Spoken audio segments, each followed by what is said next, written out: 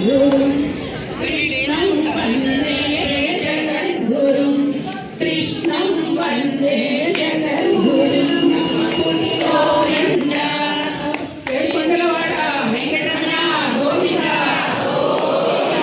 ఆపదముక్కులవాడ అనాథ రక్షక గోవింద శ్రీ శ్రీ వెంకటేశ్వర స్వామికి జై. నారాయణ లక్ష్మీ నారాయణ నారాయణ సత్యనారాయణ నారాయణ లక్ష్మీ నారాయణ నారాయణ నమో నారాయణ నమో నారాయణ నమో నారాయణ నారాయణ నమో నారాయణ నమో నారాయణ నమో నారాయణ నారాయణ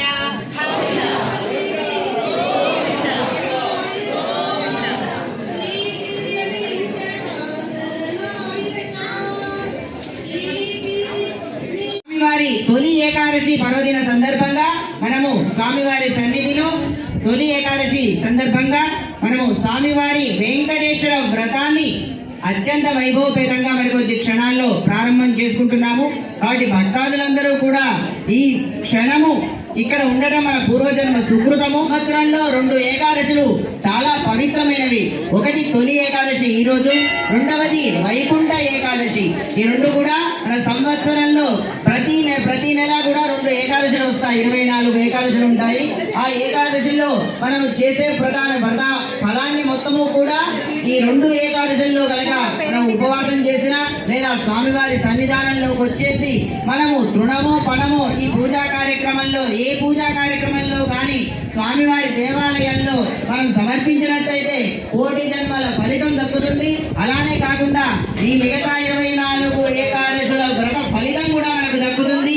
మనమే కాదు, ఇటు 7 తరాలు అటు 7 తరాలు 7 14 తరాల వాళ్ళు కూడా ధరించే మహదవకాశం. ఈ అవకాశాన్ని అందరూ కూడా సద్వినియోగపరుచుకొని మరికొద్ది క్షణాల్లో ప్రారంభమయ్యే శ్రీ వెంకటేశ్వర వ్రతం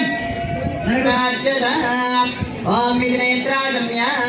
కుడి చేయి ఉంగరం వేలు నీళ్ళలో ముందర ఉన్న నీళ్ళలో ముంచి, నీళ్ళున్నాయా? అందరికి వచ్చినాయా? గ్లాసులో నీళ్ళు రాలేదా? ముంచి కళ్ళు తుడుచుకోండి.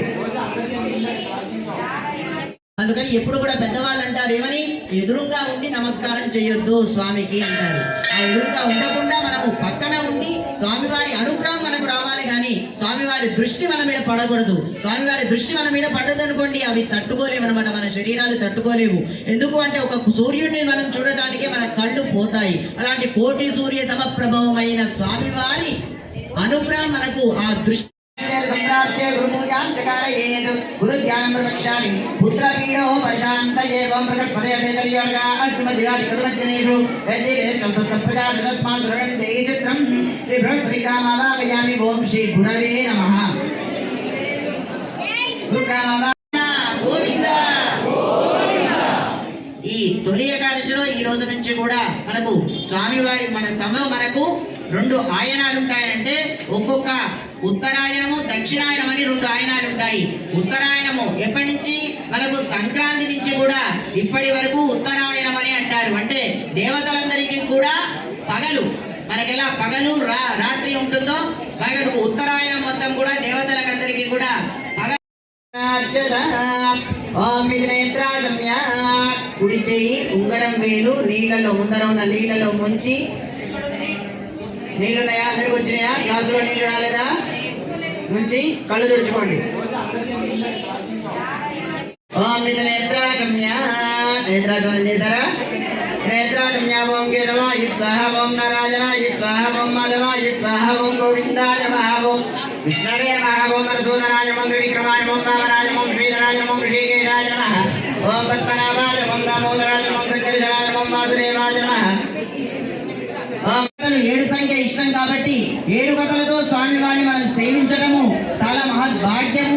ఈ రోజు తొలి ఏకాదశి రోజు స్వామివారి కార్యక్రమాన్ని మనము ప్రారంభం చేసుకుంటున్నాము. కాబట్టి భక్తాదులందరూ కూడా ఈ అవకాశంలో ప్రత్యక్షంగా కానీ పరోక్షంగా కానీ, ప్రత్యక్షంగా అంటే 500 ప్రహారాలు చెల్లించి స్వామివారి గోత్రనామాలు మనము స్వామివారి సన్నిధిలో చేసినట్టయితే అప్పుడు మనకు పూర్వజన్మ సుకృతం వల్ల మనం చేసిన పాపాలన్నీ తొలగిపోయి ఇక ముందు స్వామివారి అనుగ్రహంతో అన్ని సంతానాభివృద్ధి కానీ, సంతానం లేని వారికి సంతానం కానీ, వివాహం కాని వారికి వివాహం కానీ, అలానే ఆర్థికాభివృద్ధి, ధనంలో ఎలాంటి సమస్యలు లేకుండా, అలానే కాకుండా మనం ఉన్నత ఉద్యోగం అంటే ఉద్యోగంలో ప్రమోషన్లు ఇలాంటివన్నీ కూడా స్వామివారు సద్వరము ఇస్తారు. కాబట్టి భక్తులందరూ కూడా